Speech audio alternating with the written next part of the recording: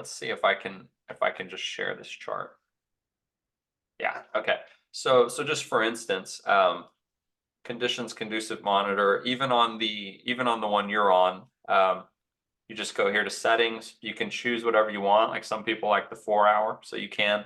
And then what I was saying is, if you wanted to, on scan charts specifically, always want to simply only look at data where the movement monitor is only turning orange or blue when it's on the proper side of longer term moving averages. So you kind of like have more statistical probability that you're trading with the trend, and you'd rather have better setups than more setups, right? So acknowledging like maybe you have a few less setups, but when you do find them, they're statistically more probable. You would just check this.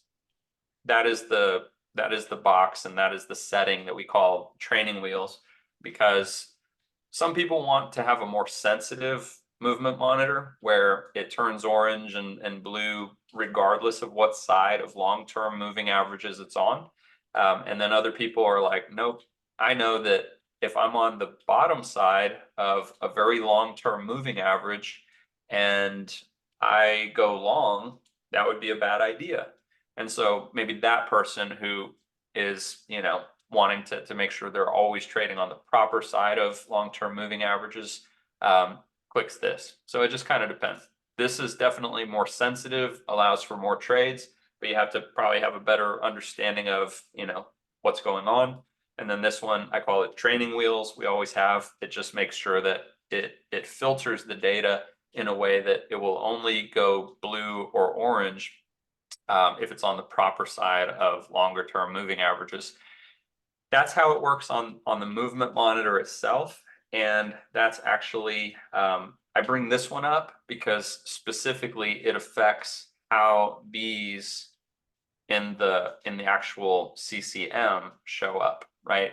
One of them will have them showing up as blue or orange more often than the other, right? Depending on whether or not you have that long-term moving averages setting or setting set. And yeah, that's about it. So like if you're on a, I don't know, let's say you're thinking about longing Matic, and the longer term moving average is kind of like this, and you have that lag setting checked, well, none of this, this for this time frame, it would not turn orange.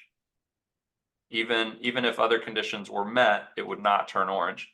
But if price action, came up and it was on the other side of those long-term moving averages, and maybe like conditions were conducive to it turning orange, and you were on the proper side of those moving averages, well, then with that lag setting, it would. Sorry about that. So yeah, with that, then it would turn orange. So, and again, there's two separate ways to look at it. One of them is the actual movement monitor.